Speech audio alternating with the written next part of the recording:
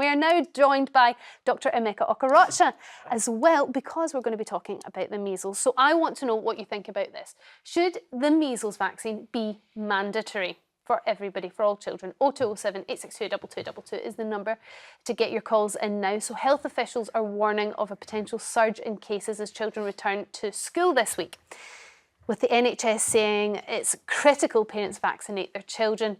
Now, there have been more than 2,000 confirmed measles cases in England since the start of the year. And in January, a national incident was declared after uptake of the MMR jab fell to its lowest level in more than a decade. Now, vaccination rates have improved since then, but by March, only 92% of under sixes in England had their first MMR jab and only 83% had their second. The target is 95%. So do we need to go further and make this jab mandatory? Dr. Emeka, I'm going to start with you first of all. Sure. Why this urge to get everybody vaccinated ahead of school? Is school just some sort of cesspit for disease and infection spreading? Pretty much exactly what you said. So we know that measles can be very contagious and very infectious. And with children, obviously, who don't practice the best hand hygiene, obviously sneezing or social distancing. And social distancing, obviously that's going to increase the prevalence of measles. And like you've said, with vaccine hesitancy, the uptake of measles and the MMR vaccine has fallen, which means more kids can be susceptible. And with the virus, it can actually live outside the body for up to 2 hours. So kids who are snotty and sneezing and touching toys and then mixing toys, they can potentially be spreading the virus to their colleagues who may live with, I don't know, somebody who be suffering from leukemia, who may be a high-risk individual for measles, who may not have been able to get the vaccine. And that's when it gets a bit serious. Oh, wow. OK, well, we're talking about making these vaccines mandatory.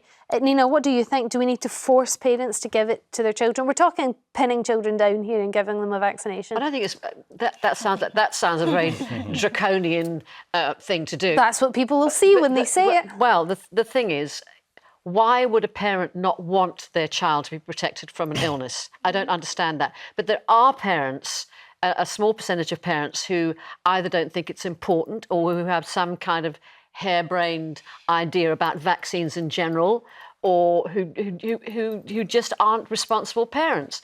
And why should the child suffer? And then also we live in a society at large. It's just not just us. It's not just us or our child. There are other children and there are other people that have to be taken into account. And I'm afraid that if people are not prepared to do this, then it should be made mandatory. It should be. You know, I understand that in Australia, for instance, the schools won't take you if you're.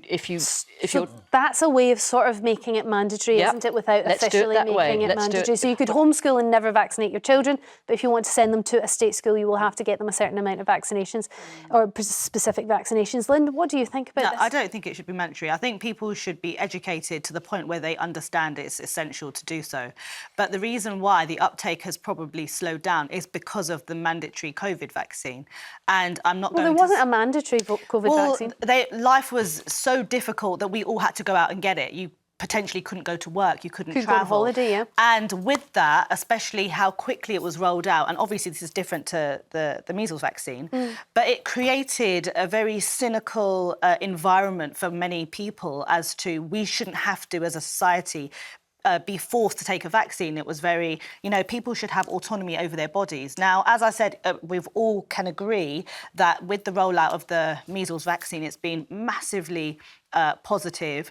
The year before it was introduced in 1967, there were almost 500,000 people with measles. In the UK alone, almost 100 people died. We've seen that massively drop, and vaccines have overall been so positive in the world. But again, this whole idea of mandatory, I think people are even more so going to shy away from it. It has absolutely got better, and I hear that we need to start looking at the positives there. But when you're thinking that we need to get to a 95% vaccine rate in order to get what we would like to be a sort of herd immunity level, just checking with the doctor I'm getting that right. I'm going to go to the calls now, but I've got so many more questions for you, Emeka. Kerry from Inverness, what's your thoughts on mandatory measles vaccinations? Maybe just at the moment while they're not high enough?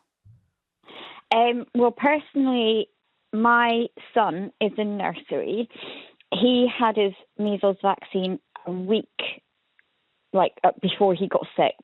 And other children in the same age group as his, some parents had not vaccinated.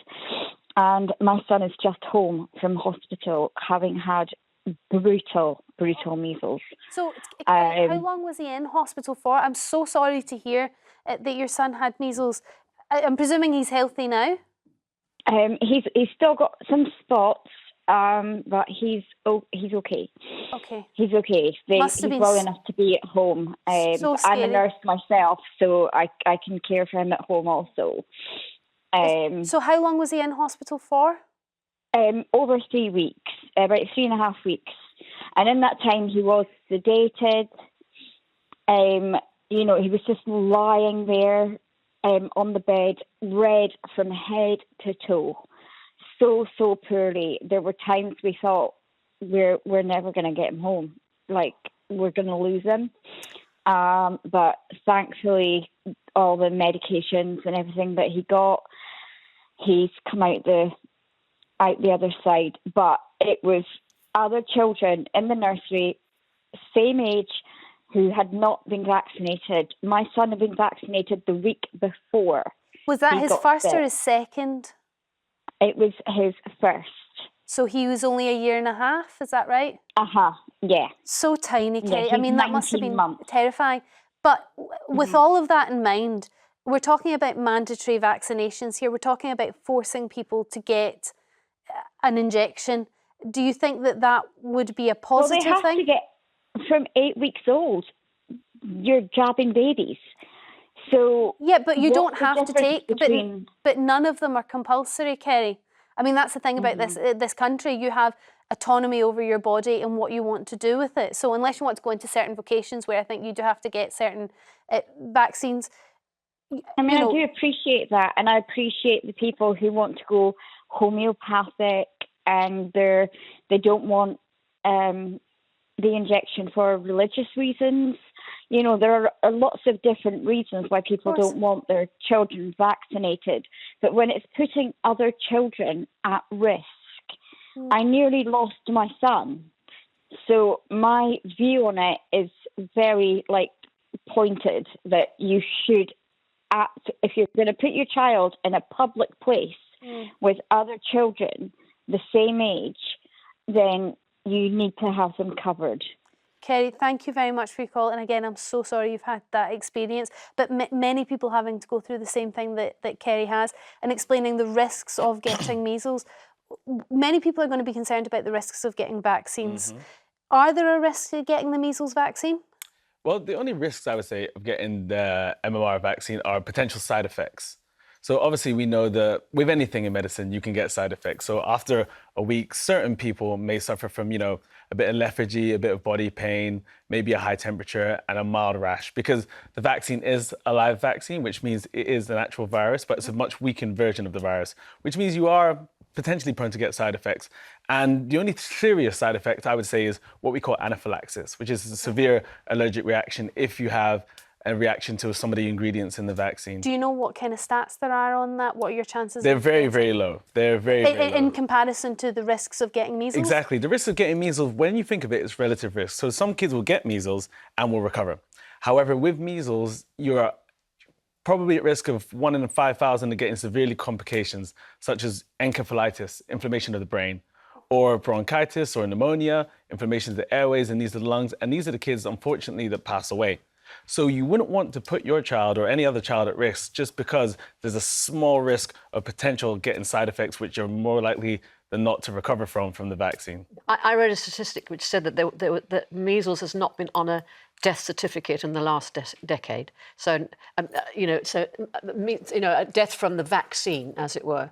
There's been no death from the measles vaccine, as far as I understand it. Wow. But I mean, I'm the only person sitting here who's actually probably had measles. And I had measles because I've lived such a long time that I had measles before there was a vaccine. Oh, wow. Yeah, so, and it was horrible. I remember it very well. My mother, I remember my mother singing to me to try and sort of calm, make me feel better. Unfortunately, she was completely tone deaf, so it wasn't. So it might not have been quite as soothing. No, not quite as soothing. Yeah. Sometimes horrible. I think these sorts of things can be not worse for the parents, obviously, but really traumatic for parents to have to watch. Because as a child, there's a kind of naivety in it and not knowing what's happening. Really, really tough. Magdalene from Merseyside, what's your view on this? Oh, hi, yes. You haven't got time to take all my views. Okay, well, just give us the major one, the main one. Do you think they should be compulsory, these vaccines? Absolutely not.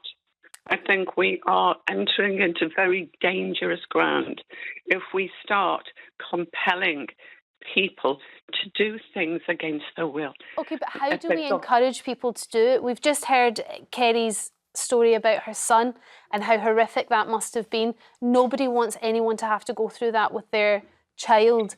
So how do we spread the word and get that 95 vaccination rate that we need, 95%? Yeah. What percentage of children ends up in a situation like that chap was in? What percentage? Oh, I have no idea what percentage of children get measles to the point that they end up in hospital. So it could be 1 in 5,000. That's because they get the vaccine. 1 in 5,000, because most people are getting the vaccine. That's because of vaccination. Take that out of the statistics and it's going to be very, very different. Look, before the vaccine was introduced, look at how many people died and the numbers were... Yeah, well, if you're going to go on to that, you're going to have to prove that statistically, how many people died. I think there are stats, Magdalene. People before the vaccine came out were dying in their thousands from measles, and now they're not. So that shows the benefits of having the vaccine. And if Nina's statistic is anything to go by, if it's true, nobody's died from having the vaccine in the last, how long did you say? A decade. In the last decade. Okay. Well, that's okay. looking Can quite I promising. I'll just finish because I haven't got that much time. If they would bring back measles jab in one, not MMR, just as it used to be, one injection. Mixing it, not a good idea. I'm not entirely sure whether that's true. I'm going to go to Emeka now because I only have 45 seconds. Single jabs to the group jab, is there any difference? No, there's no benefit seen by the single jab and the group jab. And I think that's where a lot of people have this vaccine hesitancy because of a study done by somebody who actually had, he actually had his own initiative inclined to want single jabs rather than a mixed jab. And that's why people are thinking, oh, maybe there could be a link between this jab and something else. And the one you're talking about has been absolutely, completely disproved, but there may be remnants of that lingering on. And maybe, as Lynn said, it could be a slight hangover from COVID and the vaccination issues there. Huge thank you to Dr. Emeka for joining us on that topic. Nina and Lynn as well, thank you for being such a brilliant panel. And of course, as always, for your brilliant calls.